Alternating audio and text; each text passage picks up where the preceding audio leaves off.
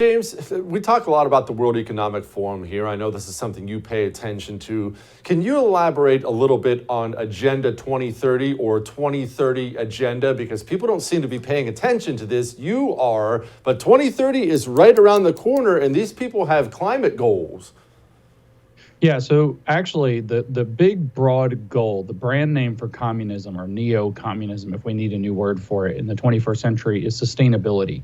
So Agenda 2030, the United Nations Sustainable Development Goals for the year 2030, are to transition us into a world that they call sustainable, which is the one that's completely under their control. There are a lot of reasons for this. One of those is that they simply want control over virtually everything. And if they can control energy, where you have to go through them to get what little energy they want to give you, then they have a lot of control over you. But another is because I actually think that a number of them, it splits, because like people like Barack Obama building a mansion on the coast, he's probably not that worried about the ocean level rising.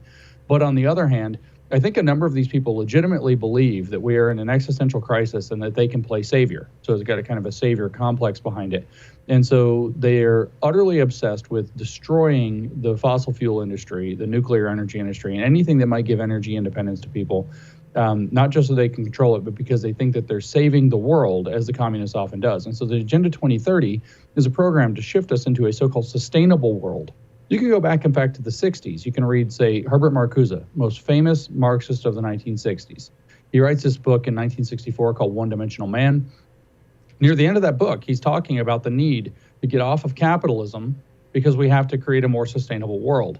He says it, of course, presumes a reduction in the future world population. It was 3.9 billion in 1964 when he wrote that. It's almost 8 billion now, so we have to reduce below 3.9 billion, he says. And then we have to get away from having so much stuff. We have to be content with less. We have to pull back. We can't keep destroying the environment. We can't keep polluting. We can't keep making gadgets just to have more gadgets, to create needs for people in capitalism that aren't true needs, that people will buy stuff just to have it. And so the goal is to actually create this kind of new system where we own nothing and we'll be happy. Everything will be sustainable. Nothing will be polluting. We may have to have fewer people around to make it work. And we're going to be under the thumb of people like Klaus Schwab at the World Economic Forum.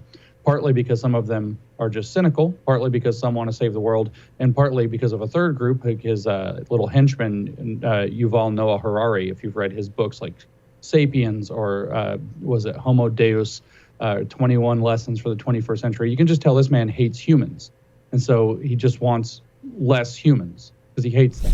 Don't miss Jesse Kelly Breaks History, Che Guevara, the latest episode of a new series available now exclusively for First TV supporters. Visit the First TV app or thefirsttv.com to subscribe and start watching today.